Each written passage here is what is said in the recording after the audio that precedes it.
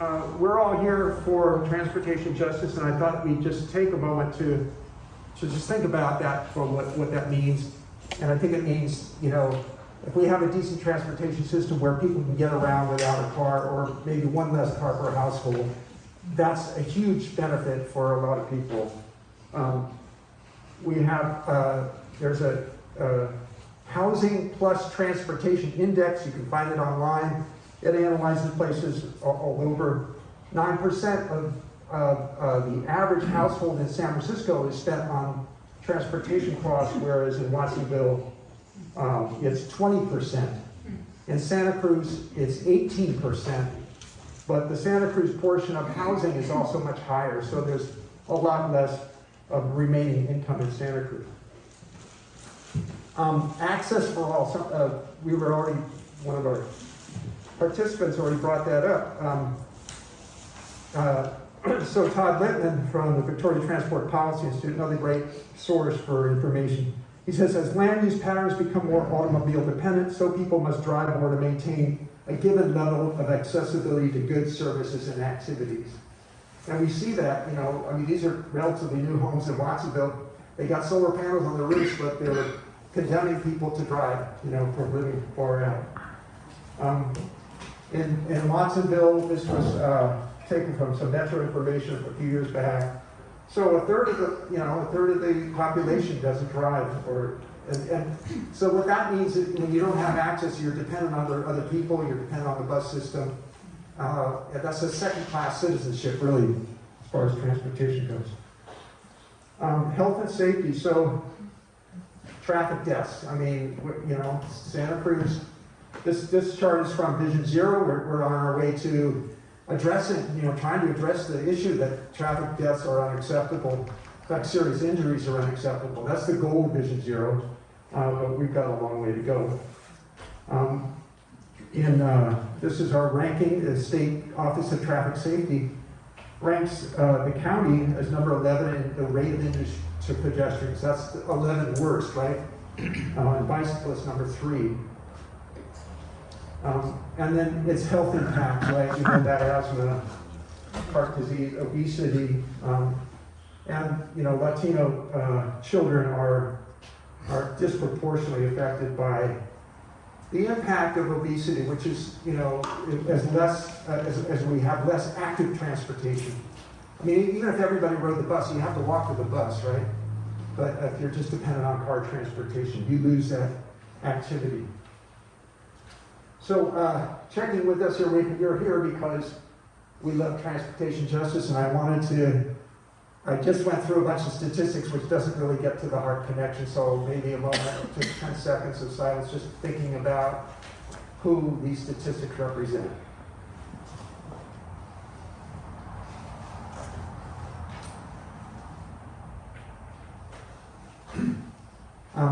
I'm also reminded by the heart here that a lot of us are very passionate about these issues. I know I am. What seems to go along with passion, at least in my case, is kind of moral outrage, and that can be a problem when it comes to getting along with my neighbors and my people in our community. And I've spent, I think a good part of my adult life early on was spent figuring out how to stir up moral outrage, how to write letters to the editor that would stir people up and make them all pissed off, right? And then for the last 20 years, I've been trying to do kind of the opposite, which is how to be passionate, but not piss off my neighbors, you know, and to maintain a relationship with them.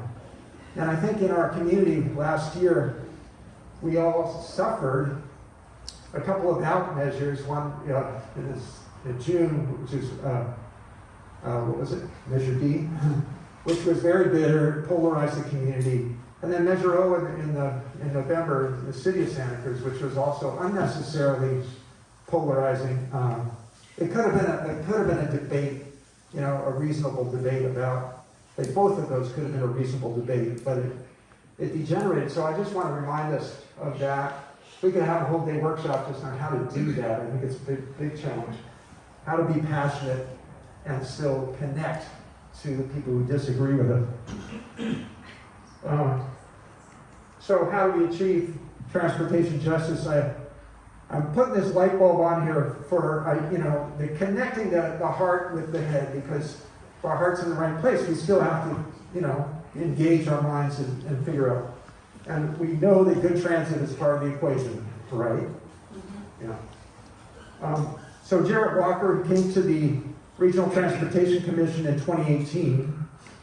He was invited to speak. I think, there was a big debate at the time, of course, you remember, about whether the rail corridor should be used primarily for or transit and a rail trail, or just a trail, like a pedestrian trail. So he was invited to speak to the RTC about this, but he went farther afield than that subject, because he noticed when he studied the transportation system here, he said, for a community of your size and your density, let alone the degree of progressive values that operate in this community, you do not have very much transit. So it was not we didn't solicit that message, but he gave it to us unsolicited, because he couldn't keep his mouth shut when he just noticed what the state of the community was. So this is a chart showing a 20% drop in metro ridership over the course of these years, 1995 to 2015. Contrasting with the city of Boulder. Actually, this Santa Cruz Metro ridership and Boulder ridership were around the same in 1990. Boulder took off. They had 3 times the ridership that they did back then. Santa Cruz declined. So what's the reason?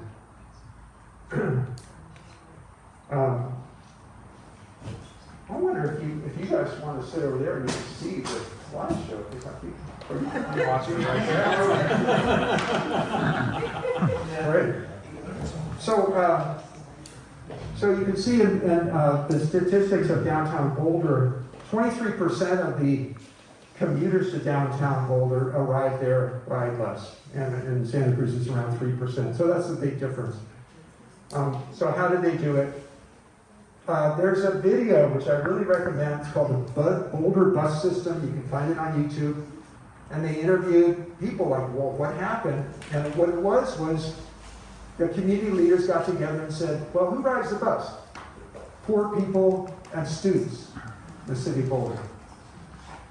We want to make it available as a transportation system for everybody that can compete with the automobile.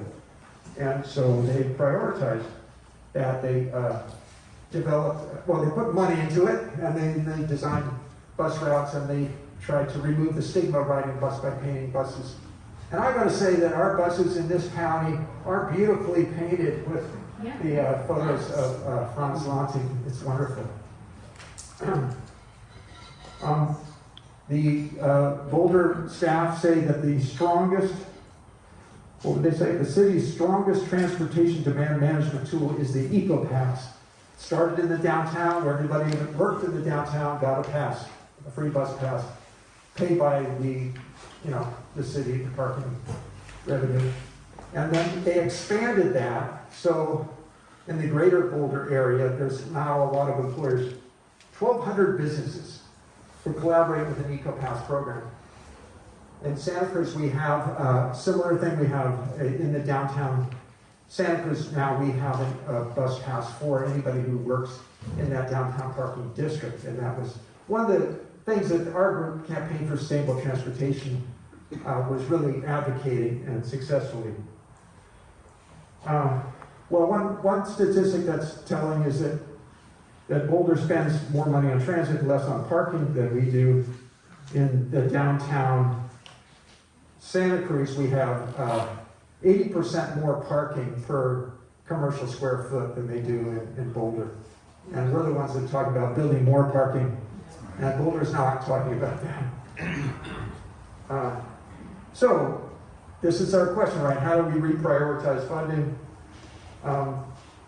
This is a look. This chart is from the Regional Transportation Plan, which every 5 years is updated by the Regional Transportation Commission. So this is the latest one that got approved a couple of years ago. So you can see transit in that green, the largest section, 37%. Well, hey, 5 years ago, the last regional transportation, it was 44%. We're going in the wrong direction, folks. And the difference is the highway, the purple, this in current transportation plan is 13%, it was 9%. So clearly we're prioritizing highway for, in that direction instead of transit. So one of our tasks here in our community, not just our leadership, is to align our beliefs with evidence. We have a photo here of the vision of an 8-lane highway on Highway 1.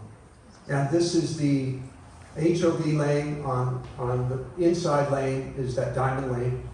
Then the 2 through lanes that exist right now, then an auxiliary lane. So 4 lanes in each direction. This was the vision, started in the last century by the Regional Transportation Commission, and it continues to this day to be the vision for the highway. The practicalities are not in alignment with that. There was a study called the Unified Corridor Study, which was completed in 2018. It said, that HOV project won't have funding until after 2035, which means essentially when you write that, and when consultants write that in a report, they say, well, maybe never, right? So this is not an imminent project. The other reason that it's impractical is because the vision, that vision of this, no congestion on the highway is an illusion, because cars fill up with, freeways fill up with traffic. It's called induced travel. Caltrans has a whole webpage on induced travel, and they're required now to study it in their environmental impact reports. We invited Susan Handy from UC Davis to talk about induced travel. She said adding capacity to roadways fails to alleviate congestion for long because it actually increases vehicle miles traveled. And I've told the story before, and I like to tell it because I think it's really gets to the heart of the matter. So our executive director of the RTC was at that meeting with Susan. His name was George Nandero, and he raised his hand and he said, well, if widening the highway doesn't work to reduce congestion, what are we going to do for the people in Watsonville, who are commuting on a very crowded highway? And Susan just said, instantly, she said, give them alternatives. Okay? So they, transit alternatives primarily, right?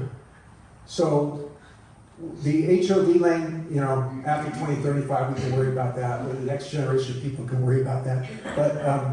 But we still have highway widening going on. It's going on right now, as you notice. And what's happening is they're building auxiliary lanes. The definition of auxiliary lanes, can I have somebody to define it? An exit-only lane. That's another word for it. So there was a study in 2015 of the auxiliary lanes. It said auxiliary lanes, including the ramp metering that was planned, would result in very slight improvement in traffic congestion when compared to the no-build alternative. And that was even an understatement because the EIR didn't account for induced travel. So that was fall of 2015, right? Spring of 2016, the RTC puts out this mailer to all the voters in the county at taxpayer expense, of course, in which they say, we have a plan that's going to reduce congestion on Highway 1, and that's auxiliary lanes. So, it wasn't honest. And I asked one of the longtime county, people who've been involved with the RTC since the very beginning, I said, if the EIR tells us these auxiliary lanes aren't going to work, why is there such support to keep building them? And he said, it's because people on the RTC consider that as a stepping stone to the larger project, the 8-lane highway. That was the question. So here we are at the fantasy picture, which people have in their minds that will have. There's an alternative explanation for why there's support. We'll leave it up to you to think whether this has any merit.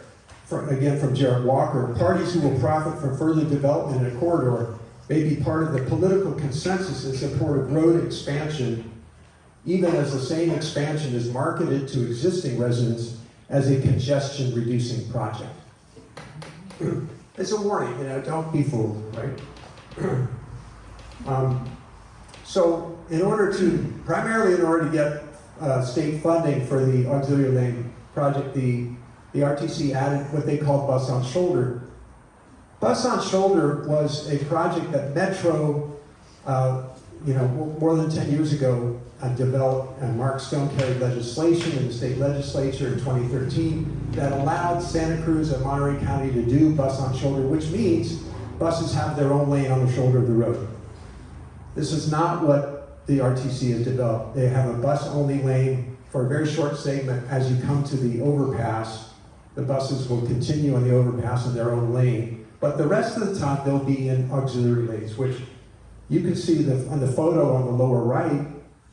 That's our latest auxiliary lane, and that's what it looks like at rush hour, where buses certainly are congested, just as much as the traffic is. So there is an idea that our group has generated in order to salvage some usefulness from this project, which is being built, and that is, can we designate the auxiliary lanes as exit-only lanes? Right, that's the definition, right? It's oncoming traffic for merging, and then exit only.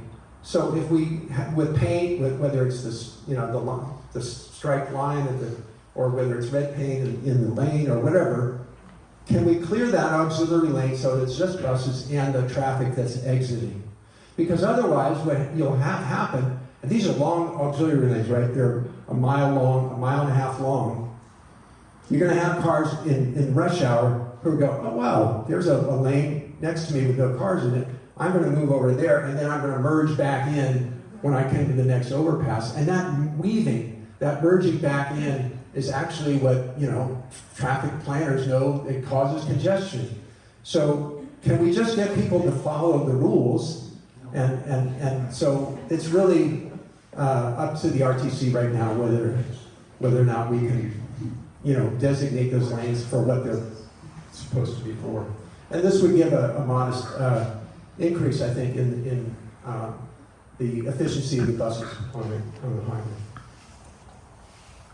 So we've spent all our money on widening the highway, right? And so we need money for other things. And so part of this conference is to not go away feeling like disillusioned and like there's no way. It's to generate some creativity about what can we do with the money we've got. I just want to present this picture of Metro's their operating revenue, and so there's some COVID relief money in there that's going to disappear. But a lot of it is from the half-cent sales tax that was passed in 1978. There's federal, states, and grants. That chunk of it in the red, which is really important, is the fees that students have voted to charge themselves. At UCSC, it's been going for since the 70s. The students are charging themselves. Everybody is charged and that money goes to Metro to provide service to campus. Cabrillo College, just in the last 8 years or so, voted to charge themselves to pay for buses. And so our task is to let the youth lead the way, and their prioritization of funding for transit we need to emulate in our community. This is a chart from San Francisco's bus system, the Muni. And the reason I point this out is because that lower left quadrant, which is almost a third of the revenue, are coming from sources that we do not tap for our bus system here. In 1981, San Francisco passed a transit impact fee. That's a developer fee, new projects, they pay into that fee. In Santa Cruz County, all our jurisdictions have an equivalent kind of fee for developers, but it goes to widen intersections and expand roads. like this photo on River Street. If you've ever been on River Street lately, the project has been completed. And I don't know if you've noticed, but right in the middle of those four vehicle lanes is the the bike lane. So if you want to take your life into your hands, head to River Street. All the time, but boy, Yeah. it ain't fun. So this is really important. San Francisco Muni gets its money from parking tax. So there's a tax on, well, both their public garages feed money into the Muni, but private parking is taxed, and the money goes to the transit system. There was a lawsuit because the University of California, which has UC Med, it has Hastings School of Law in San Francisco, they didn't want to pay this parking tax to the city, so it went all the way to the Supreme Court. San Francisco won.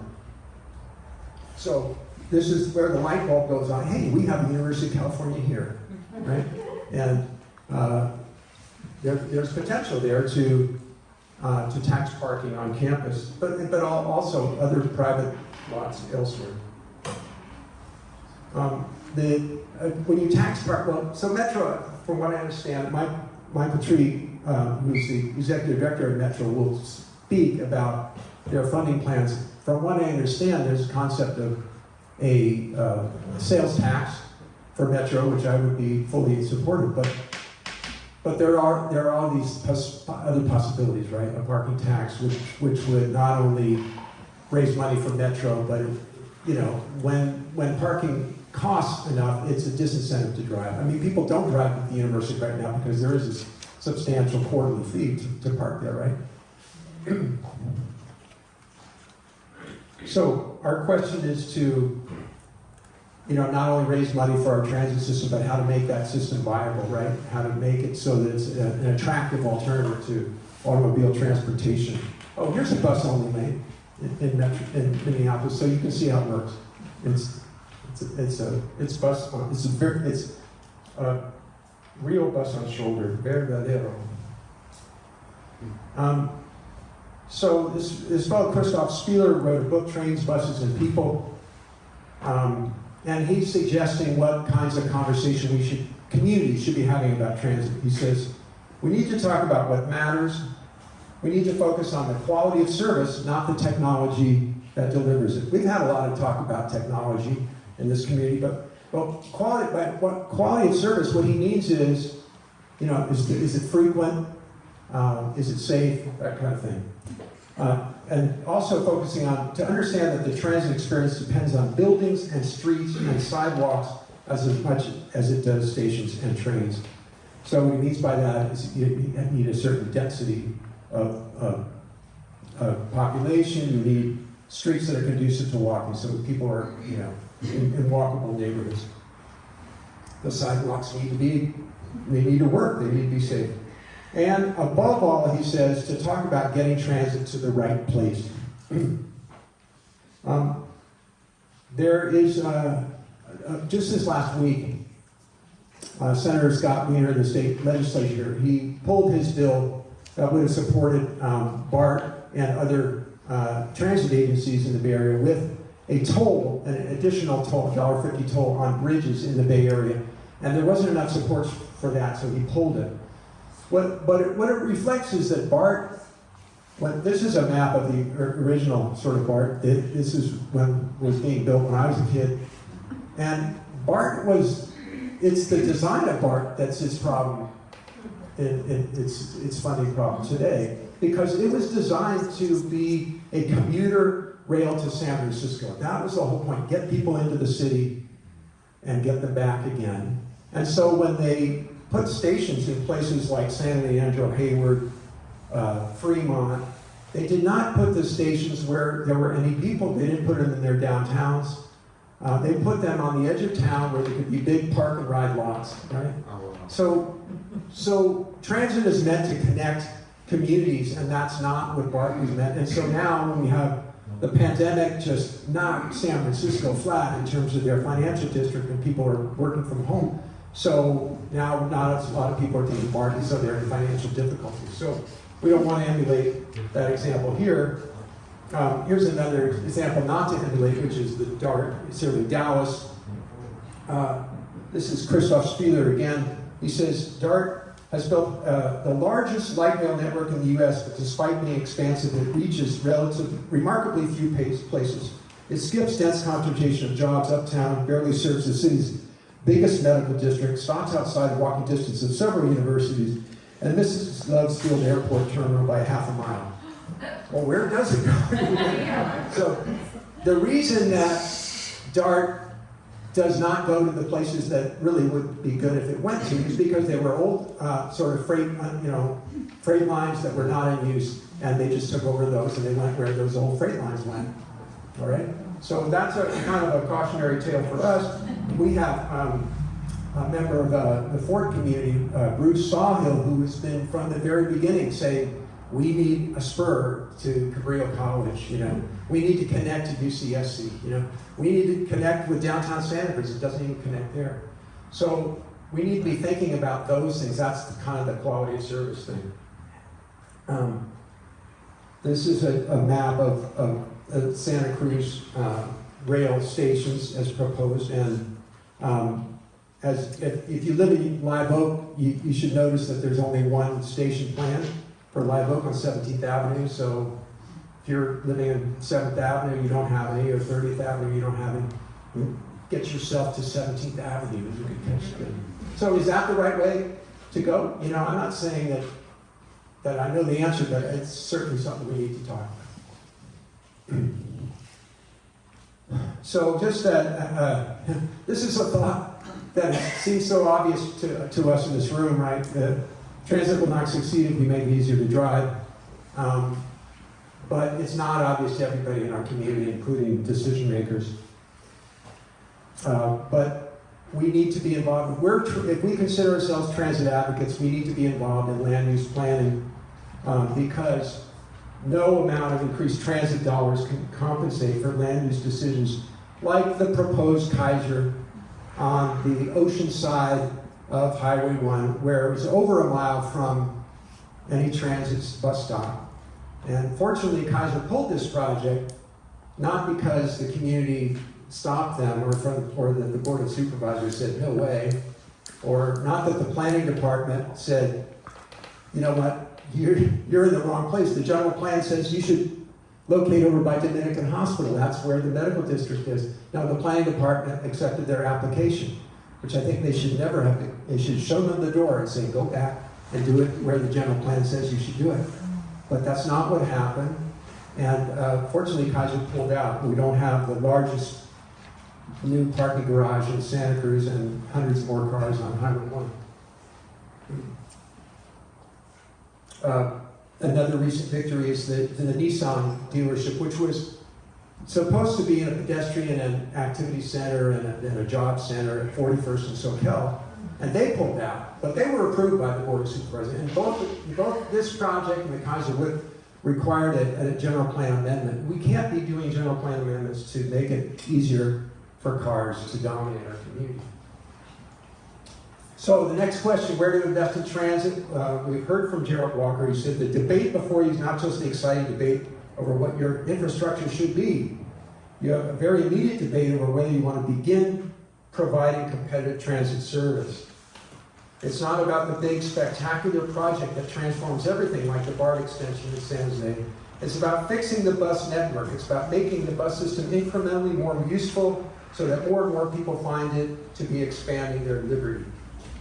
We know that simply a higher level of service would be useful to a lot more people and would be having a lot more benefit, particularly in the Santa Cruz-Watsonville corridor and both internally to Santa Cruz and Watsonville. Okay? So this guy comes in the spring of 2018. And it's good timing because we have a unified corridor study that's in the last stages of being prepared by the consultant, right?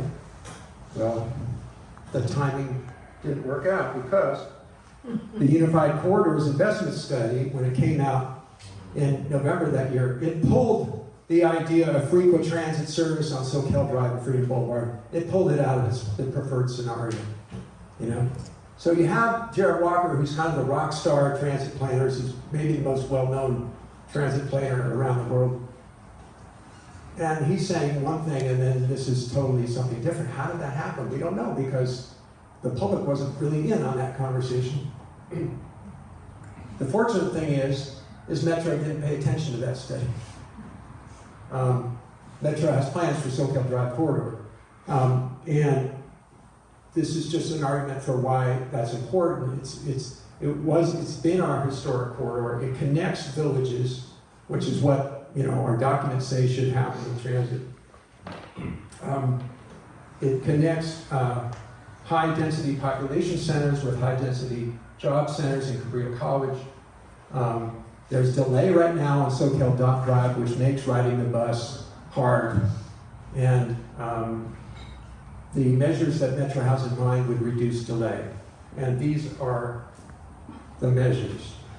Transit signal prioritization. So when the bus comes to a signal, it turns green and the bus goes on.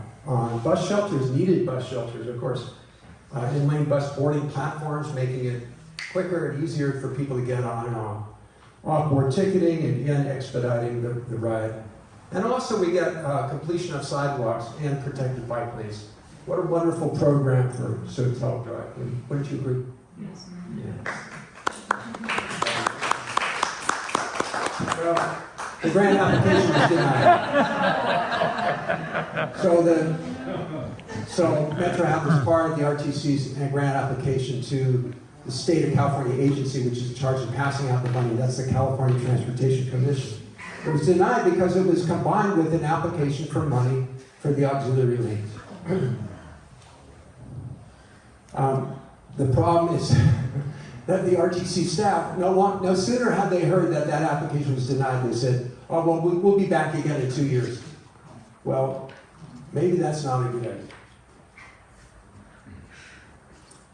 idea.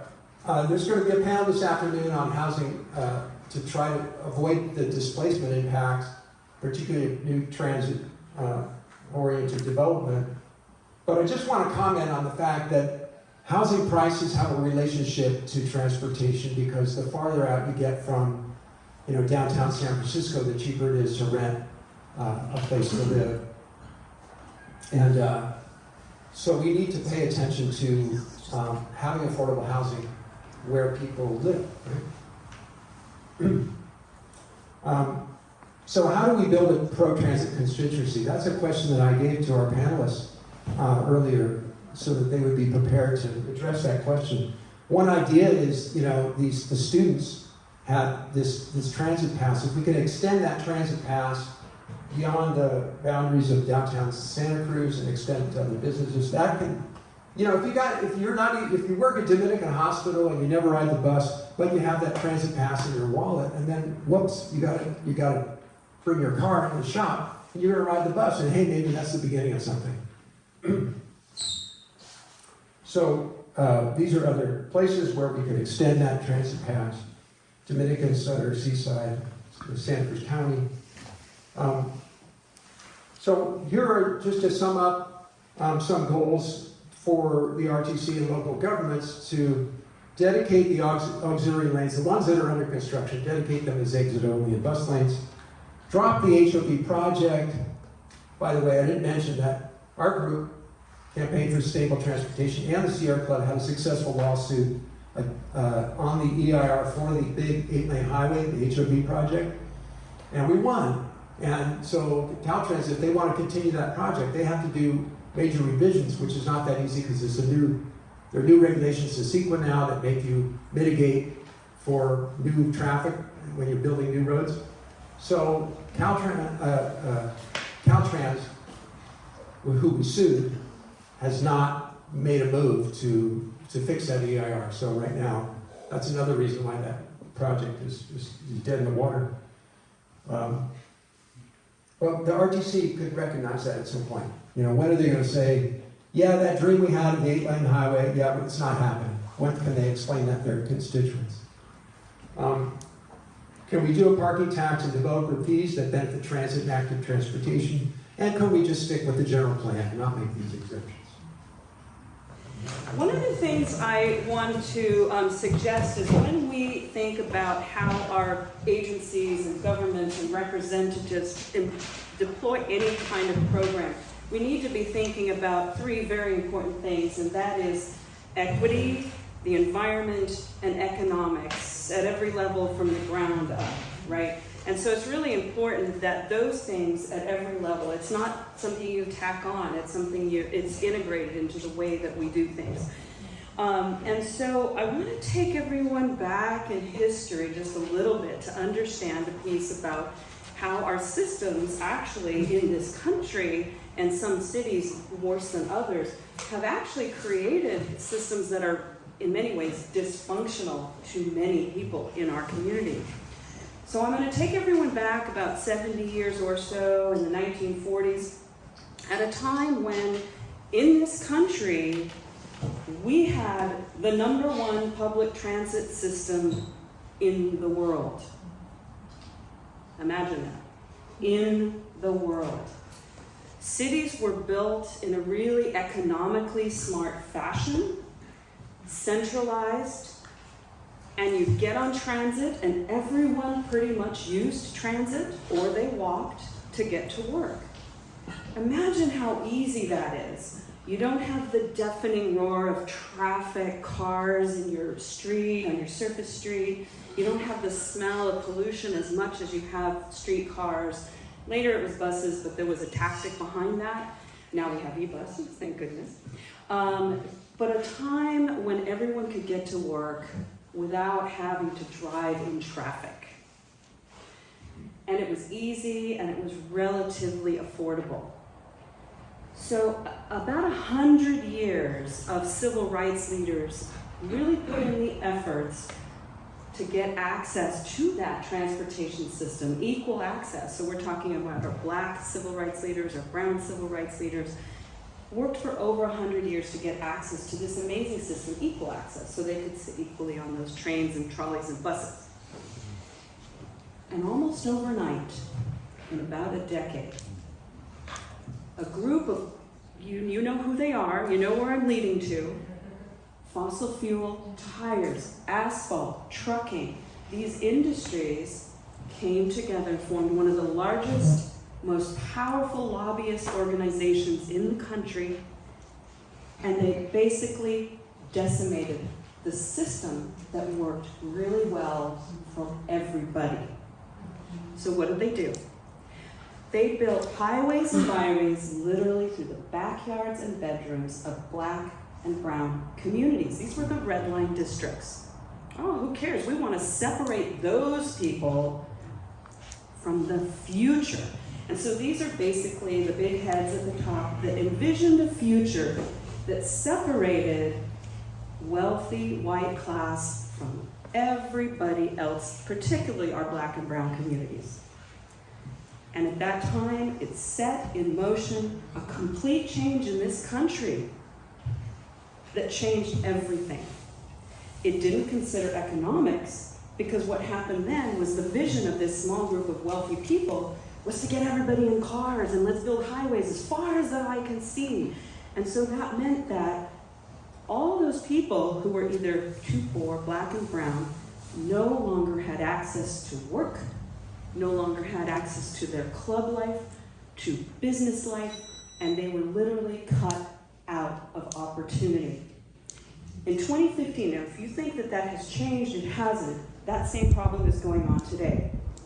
And in 2015, a very large study by Harvard University said a lack of well, they didn't say it quite exactly, I'm going to paraphrase, a lack of access to public transportation. Transportation is the #1 barrier out of poverty. That exists today. I think of access to robust public transit as a key pillar in our society, and we lost track and lost sight of that. We were ahead of the game. So at the same time that we went backwards in time with transit, literally the rest of the world moved forward. You can go to Japan, you can go to Chile, you can go to Europe, you can go just about anywhere and have a better transit system than many cities in our country. Now, some cities held on and fought, like in New Jersey and New York. I was just in New York.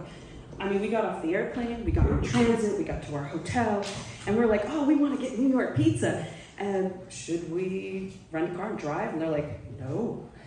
We jumped on transit and we got to wherever we want to go. It was way faster than getting in the car, and you don't have to deal with traffic. It's less stressful. Places like San Francisco also fought it and prevented. But I want to give people this picture of the history. Los Angeles had the #1 public transit system in the world as a city with the Pacific Electric. And literally within a decade, these systems were destroyed, out from under us. And so now we don't know what we didn't know, right? It's bringing this awareness of what we had in this country, how powerful, how strong and wise we were. And then we allowed this push by some very powerful corporations to move us out of that system. And so a lot of, I have a huge amount of notes, and I know we need to go back and forth, and Michael is such an amazing, I see him as a visionary in this regard. But educating our leaders is really important, because a lot of our leadership doesn't have this vision, this concept of what we had, what is possible, and getting our leadership to understand that. I was attending Regional Transportation Commission meetings and other meetings, and I heard some of the older leaders say statements like, well, why do we need buses? Because nobody rides the buses anymore. I'm serious. And I thought, oh my God, this is such a disconnect, because 20 to 30% of the population needs the buses. It's a lifeline.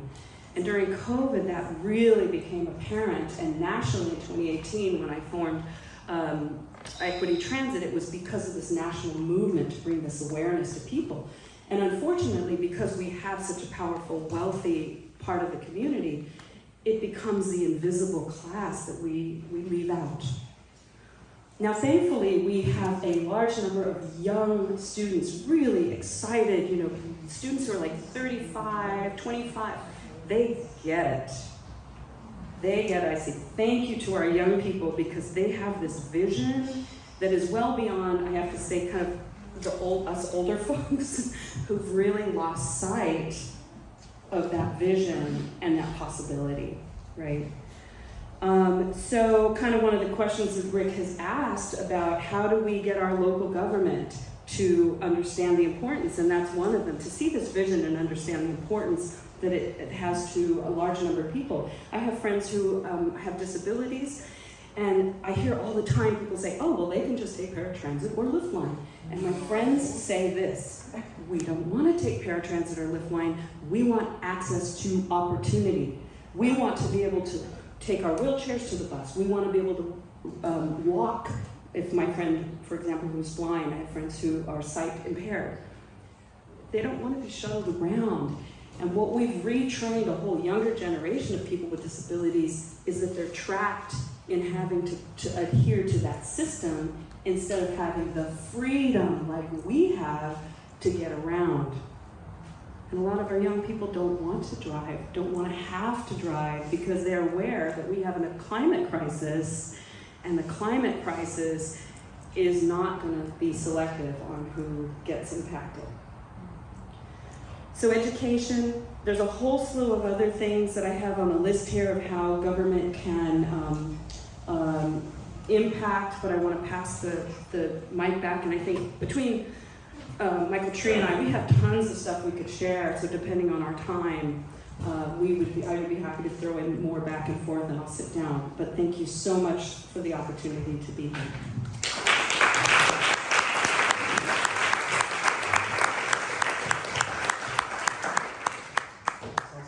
This is great. Hey, I appreciate the opportunity to be here, and first and foremost, just definitely want to recognize a couple of Metro board members here. We've got Kristen Brown, our Vice Chair of Metro. You're looking at probably the most powerful person in transportation next year when she takes the helm of RTC and Metro all at the same time. And then a really important influence on the Metro board, Rebecca Downing, is here today. I thought I'd just take a couple of minutes, maybe bring you up to speed on what Metro's working on behind the scenes. Some of it may be, you might have heard bits and pieces of it before, but it'll be fun to talk about it. It'll be fun to maybe expand a little bit on my thoughts on, the vision for Metro. And then I think Rick and Lani and I were thinking, I'm not sure if there's time for some questions or not, but I'd be happy to do that as well. So just a little bit about me. I've been with Metro for a little over a year, I think about 15 months now. I really enjoyed Metro. I think the greatest asset of Metro, obviously, is its board. It's a 11-member voting board with 2 ex officio board members, so 13 in total around the table. And they're a blast to work with, good vision, and they work together really well. And I think that's really important in getting things done. And then there's about 300 employees at Metro, 155 bus drivers, another 30 doing the door-to-door service for the senior and the disabled. And then we've got about 20 mechanics, and then the rest are really backup and supervisory support for this service. We've got 25 fixed routes out on the streets in the county, and we have, we have 96 buses, although at peak we're running about 75. So it gives you an idea of kind of the fleet size. And I'll talk a little bit more about that in a second. But over the years I've run 5 different transit systems, all in California except for one in Missoula, Montana, of all places, which happened to be an incredible experience because that's a real transit town. I've done some city management in Southern California, which really gave me an eye-opening sense of how a city works and how planning works, and how to work with policymakers and the public to get a direction and go. So I've had a career over 30 years, really, just that's been wonderful to be a part of, and I love public transit. I sat in my office one time as a city manager, and I'll tell you what, I just thought, this is great, I love this, but my passion's out with the public transit, and so went back into public transit. And let me just tell you a little bit about my experience in Missoula after coming out of city management. The mayor called me up, and he had a council that was pretty big. It was like 11 different council members in Missoula. It's a university town, and it's a town with, it's about 80,000, and it's got a super dense downtown with pretty high parking costs. And so they kind of teed things up the right way, and that the mayor wanted a much better transit system to get people around town, especially on key corridors that led to the university and in the downtown area. So long story short, we had a fantastic transit planner, Thomas Whitman, and I'm working with Jared Walker right now. They're the 2 top in the nation, no questions about it. And we designed what they call the Bolt Network. I'm not sure why we call it the Bolt Network. I think our tagline was, normally lightning strikes in one place only once in a lifetime, but in Missoula it strikes every 15 minutes. It was something like that. Don't quote me on that one. I've got that messed up. But long story short, we put in place a route system of 15-minute service for the city of Missoula. And it was fantastic. We did a mill levy, which there's no sales tax in Missoula, so that's their property tax. That's how they generate income for government. And got the Bolt system up to where we had doubled the number of Bolt routes when I was leaving Missoula. But the council was all on board, and the mayor was the biggest leader. He was a strong mayor. It's a strong mayor format. So instead of having like a strong city manager, he was the man, and the city manager really was the implementer, and he was the, let's get this done. So he brought me into the office after we put in place the Bolt routes, and the ridership went through the roof with 15-minute service. Became incredibly popular for students, but not only that, faculty, staff, folks working in the downtown. So he brought in Thomas Whitman and myself into his office. We had a really great relationship, and he said, this isn't enough, I want to take it to the next level. And we're like, holy cow, what else is there to do? And, Thomas Whitman said, well, there's always the nuclear button. And I'm like pretty curious at this point, right? And he said, Mayor, I can tell you right now, the most cost-effective thing you could do with your public money to increase ridership is to take the system fare free. And so that mayor got up in front of the whole city and basically said, I'm going to do a demonstration project, and I'm going to gather the partners to take it fare free for 1 year, and then we'll see as a community whether we want to keep it going. So he went to the hospital. He had a great relationship with the hospital. He went to others in the community, other big businesses. He went to the university, and we ran a pilot of the fare free, and then later, about a year later, we took it to the voters, again on a mill levy increase to permanently have the system go fare free, and they approved it. Wow. And so they saw really the reaction. And it is a policy level decision, right? I mean, you've got to have somebody that truly believes in it, but I found it interesting that of all the people we want to charge every time they take a ride, we're charging those who can least afford it. Yeah. And so that was part of the issue, and the other part of the issue was ridership went up 60% in Missoula under the fare-free environment because people got on and off more often. And so you saw people when they came home from work after they took the bus to the university or to the downtown, and when they came home from work, they wanted to go to the grocery store. Well, there's no barrier. It's just total freedom to get on and off 15-minute service routes on key corridors, and just have enjoyment on a transit system. They really viewed the transit system as a public utility. And I'll tell you one other thing that happened up there in Missoula that was really impactful for me, because I had been in city management. The mayor would invite me into meetings with potential developers in the community. And I heard him say on multiple occasions to the developer, look, if you want any incentives at all from this city, you will place your development on a bulk route. And it's great to actually see that play out behind the scenes when you have a mayor negotiating with developers over, what he wants to see and what the community wants to see from development. So there was a good vision there. And so, it was a super impactful 4 years for me, and they got a lot done up there. But let me talk about Metro for a couple of minutes and where the Metro board is going. We did a study session at the end of last year, and in preparation for the study session, we did a survey in the community, and it was a county-wide survey. It wasn't just bus riders, it was everybody, and in fact, bus riders were very few of the respondents on the survey. And we asked them what they least liked about Metro, what they felt needed to get addressed, and 70% of them said the bus system has no frequency. So 70%, these are for the most part non-bus riders, and 50% of them when asked if there were better frequency in the Metro system, would you use Metro, would you try Metro, and 50% of those respondents said yes.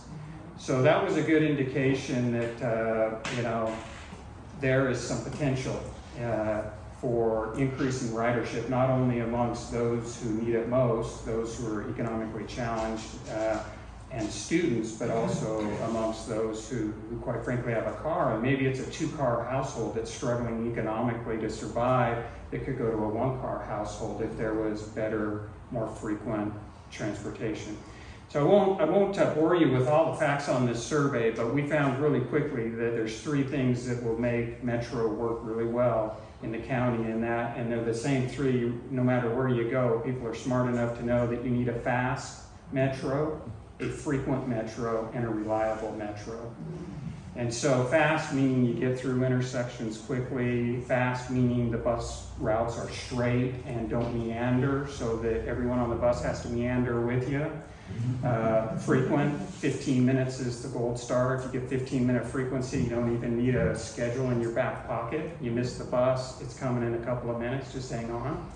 And reliable, meaning your buses are on time and they're consistent, right? So the three goals that the board set kind of coming out of this study session were, let's get the ridership back to 7 million. Let's get back to where we were during the heyday of Metro. And we were currently at about 3.5 million. So what it really meant is doubling ridership over the next 5 years. And we saw a path to do it. So we've embarked on that path, and I'll talk about it in just a second. The second goal that the board had was, you know, out of the 96 buses that we have, the bottom third of them are 20 years on average in age. And so that reliability thing we talked about, that's tough to keep a bus that has an average age of 20 years on the road, and it's expensive. We're spending a lot of money trying to maintain an old fleet. So they basically said, well, let's get the buses replaced, but don't buy a tailpipe if you can't help it. So they focused on zero emission bus technology. And then the third goal they had was, we have some property, especially at these transit centers. Let's do at least 175 affordable housing units on Metro property before the end of the decade. So that's the kind of vision your board has.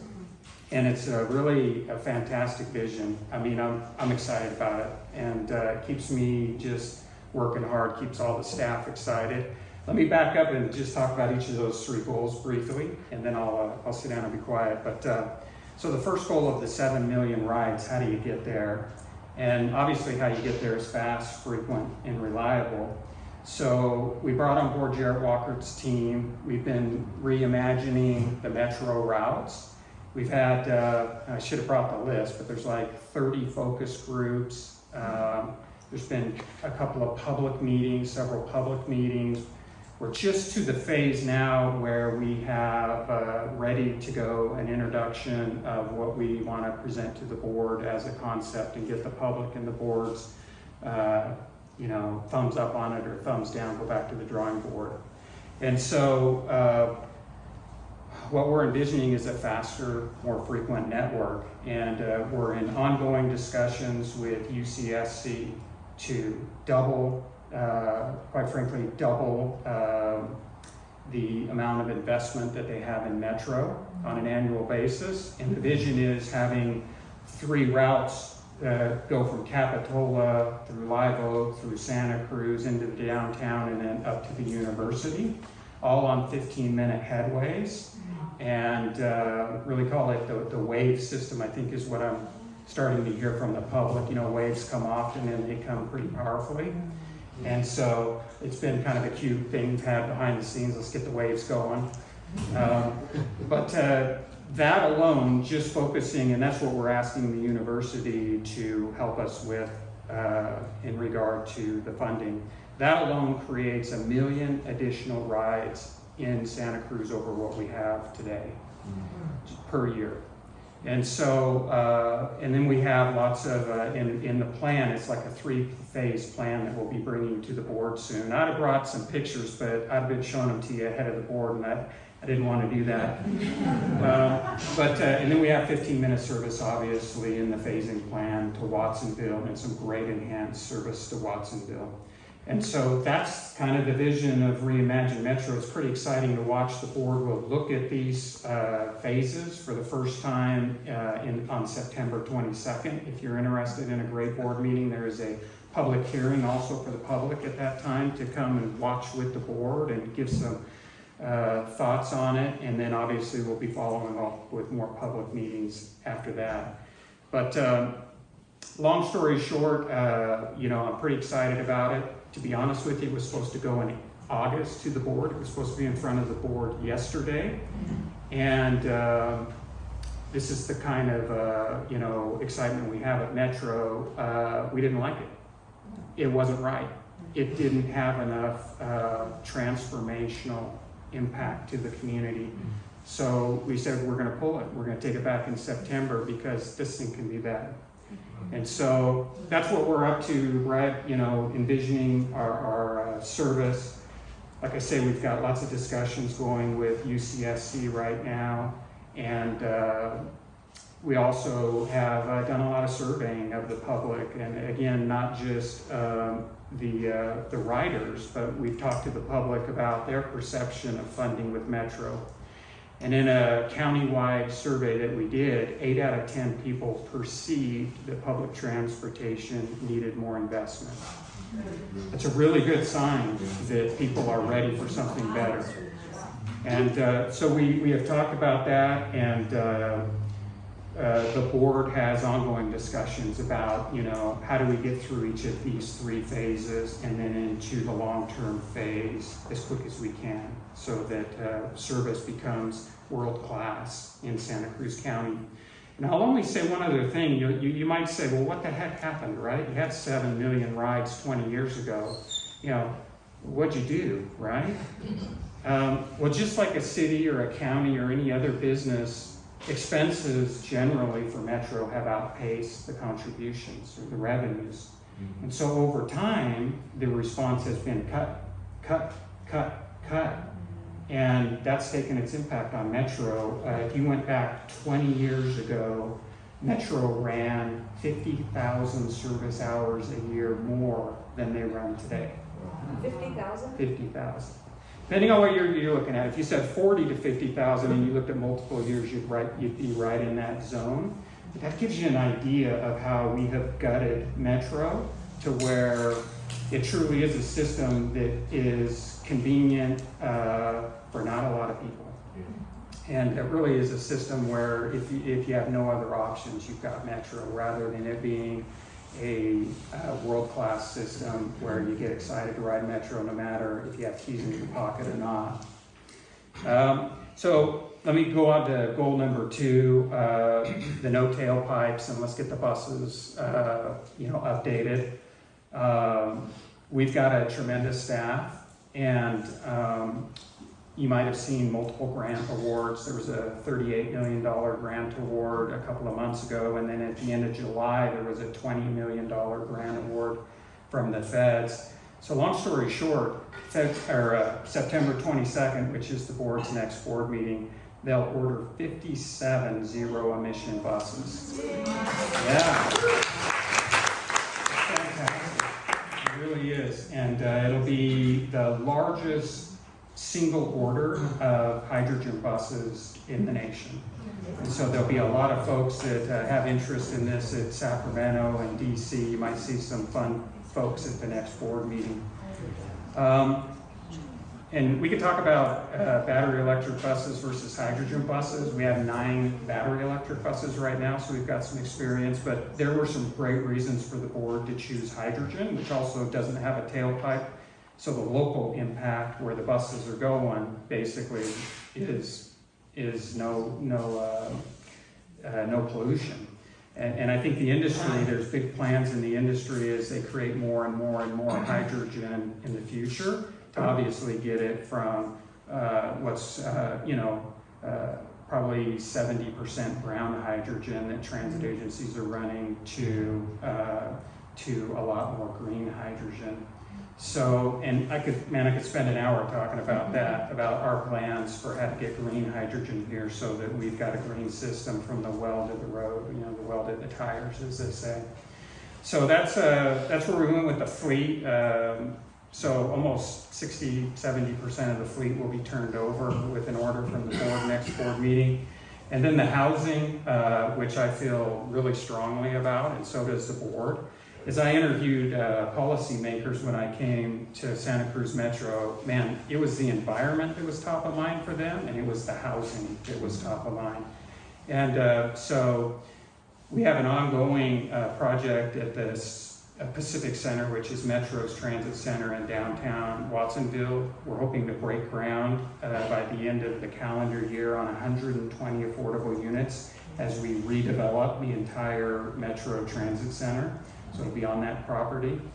And then in Watsonville, we have the Watsonville Transit Center downtown, and we have plans to redevelop that property, keep it a transit center, but redevelop it and have about 65 affordable housing units as part of that redevelopment. And the state recently gave us $8.5 million to keep that project moving.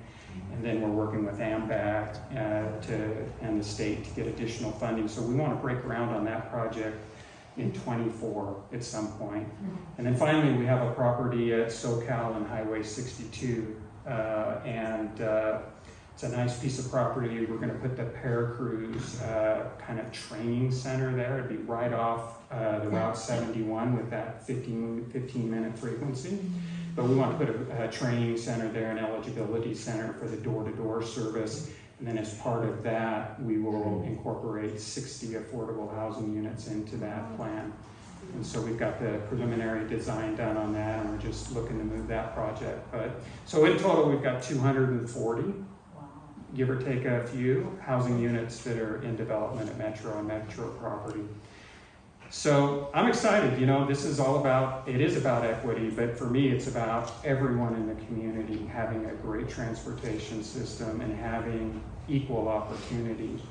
And I just value what public transit brings to a community from a development perspective, from a circulation perspective, and from a freedom and just able to get out and have that equal opportunity. So I appreciate it, and that's what's up at Metro. There's no reason why Santa Cruz County can't be a leader in public transit. And we have such a visionary in Michael Tree, so please give Michael a hand.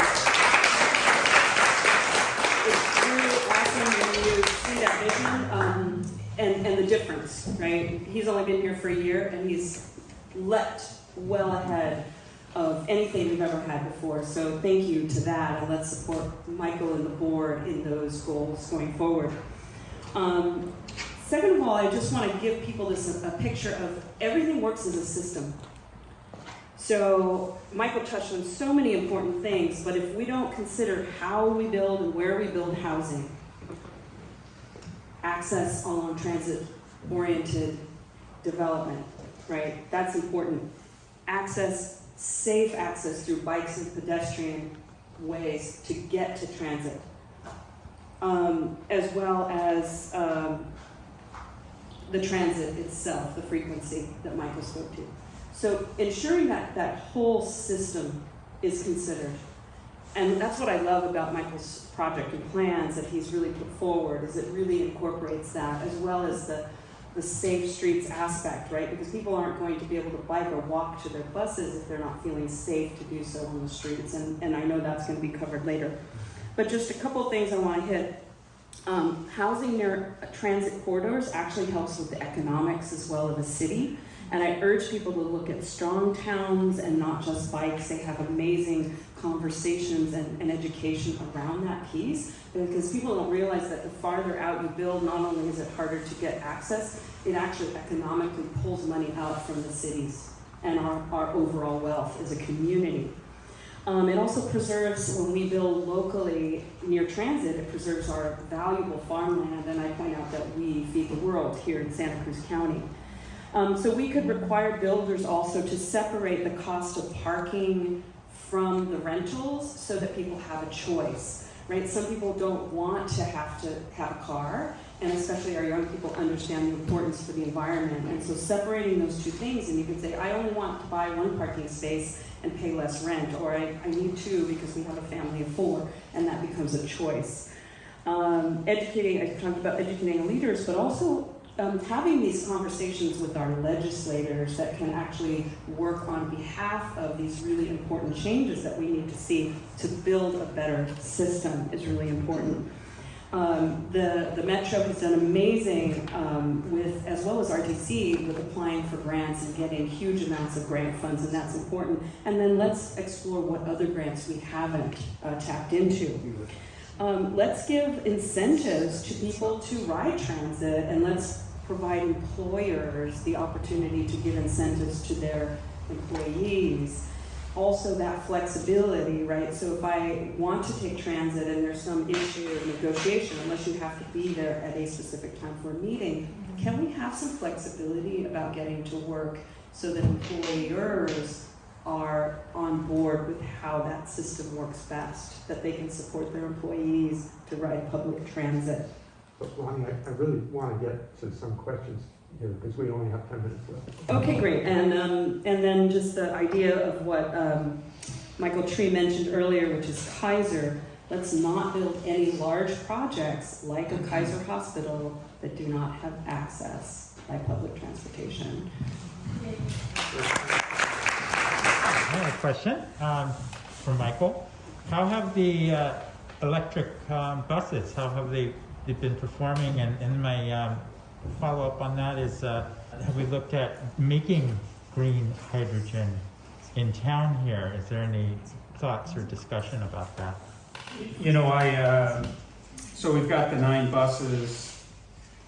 You know, I would say overall, the battery electric bus is performing well, especially the buses that are from companies that have historically manufactured buses. I think we had some ups and downs and some hurdles with some of the earlier buses that we purchased. You know, AC Transit has been running, and they're the transit agency over in the Oakland area. They've been running a fleet of electric buses and a fleet of hydrogen buses, which are the 2 options for zero emission. And so both perform well. However, the hydrogen bus seems like it is more reliable. If you look at who's running both of them and you ask them, they'll say go with the hydrogen for the better reliability. As far as producing green hydrogen, you know, the best way to produce green hydrogen, or the options you have, are solar, and you need a lot of it to be able to power buses. And then you could do it with wind power, which could be an option. Also dairies, with the byproduct from dairy farms, you can get to hydrogen. So long story short, not a lot of windmills around here, not a lot of solar fields, and not a lot of dairy, but that doesn't mean that just outside the county there aren't those opportunities. So what we have done is join a group called Arches, and you may hear more about that later. We've asked for a little over $1 billion from the federal government, and the governor made a great presentation to the federal government for Arches. But Arches gathers several transit agencies and trucking agencies and others, and basically puts us in a consortium, a pool. And with the funding, we would establish a mega hydrogen facility that produces all green hydrogen. And then with hydrogen trucks, truck that hydrogen into the transit agencies, so you're green from the well to the wheel. So that's what we're doing at Metro. We've teamed up. So our hydrogen manufacturing or production for green hydrogen may not be specific here in Santa Cruz County, but it'll likely be either in Sacramento or a little further down in the Central Valley, where or even in the desert, where you've got that light, the sun for your solar panels and the wind. But anyway, that's just a glimpse of how we're trying to get on board with green hydrogen and make sure our future is green with that product. My question is, do you have any discussions going with private companies to work with the Metro? I know that was mentioned by Rick, but just wondering what have we done with that, or if you think that's part of the work that Metro would do, or perhaps another organization like Lani's organization. Our discussions with the private sector have mainly been through RTC with Go Santa Cruz and the team at RTC. For example, the One Ride at a Time, and I know RTC reaches out to the private sector in regard to bus passes and establishing bus pass programs. I would say that like 90% of the work of the Metro team has been really working with the city, the county, RTC, and the university. We just feel like there's a lot of potential for the university to come in and help us in a bigger way with public transit in the county. So, Michael, just before we started, I mentioned my property out in the edge of town where I'm planning to build quite a number of houses, some of them very low income, as it turns out. And I really appreciate your offering 15-minute service, because I think that will make the difference. Enable me to cut down substantially on the number of parking spaces I have to create. That's really super. And because all of the units I'm building are going to be solar powered, I think I can find some extra space on the roofs, because there's actually more than I need. And so if you'd like to put a hydrogen station out there, then the buses in town, we can put that together. And by the way, thank you for mentioning Montana. I have recently built quite a few houses in Dillon that are 100% solar powered. And there's a lot of extra space on those roofs, but they're just single stories.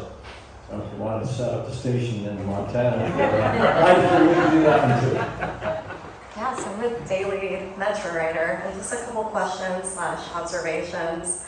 So one thing that really astounded me, I forget which recent holiday it was, but no Metro service. And you know, I grew up in Monterey County, riding the bus there, and there were at least some limited routes there, and went to school in UC Berkeley, so got really used to the transit systems operating on holidays, especially because people don't need to stop going places on holidays and still need to go to work.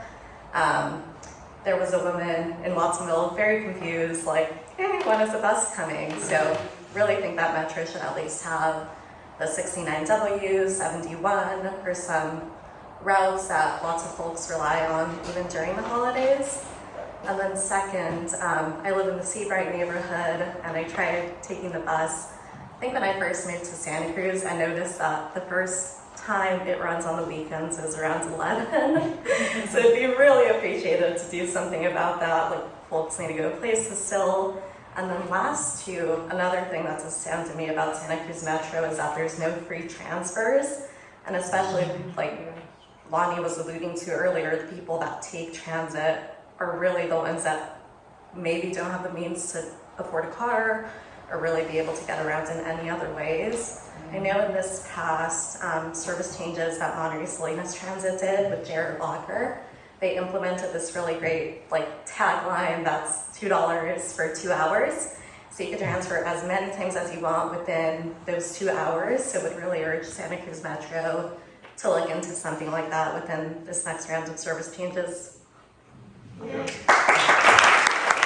I just noticed a while back that I thought it was going to be a pilot project, but you have youth are able to ride for free on the Metro buses, and that has been like a huge deal for, I live up in Ben Lomond in the San Lorenzo Valleys. I mean, students are taking it now and that sort of thing. Is that a pilot project, or is that something you're planning on continuing? You know, it's currently a pilot project. We'll extend it so that it goes through the end of the school year. I think for some reason it was due to cut off before the end of the next school year. But we'll extend it obviously so that there's not a disruption. But you know, the visioning of staff is that becomes permanent. We're just trying to figure out that funding piece to unlock that permanency. But just in the first few months of that program, 253% increase in the number of rides by students. Our vision is to keep it permanent, but we haven't figured it out how. Just briefly. Thank you for that question. Again, I think I had a lot of things, and that was a really important one, is how do we shift our behaviors as a community? And the young people know that, and now that we have, thank you, now that we have this whole base of youth that have access to the bus for free, they're gonna get that habit built into them. So I grew up young in San Francisco, and as a little kid was riding the bus by myself, and people who have that into their system, they're like, this is great. Then we have a whole bunch of older people that we have to give incentives to get them to feel what that feels like. But if we're raising kids to already be on the bus, that helps us with that next generation to make it happen. And hopefully the kids will get us, the older folks, on them. Mom, we gotta ride the bus. Yeah, this is awesome. You should say that was a youth promoted project. Yeah. It was a youth promoted project, that's right, and I helped with AB 1919 working on legislation to try to do that at the state level, which I don't know where the current bill is at, but then I have to say, again, back to the visionary of Michael Tree, is that he brought it here locally first.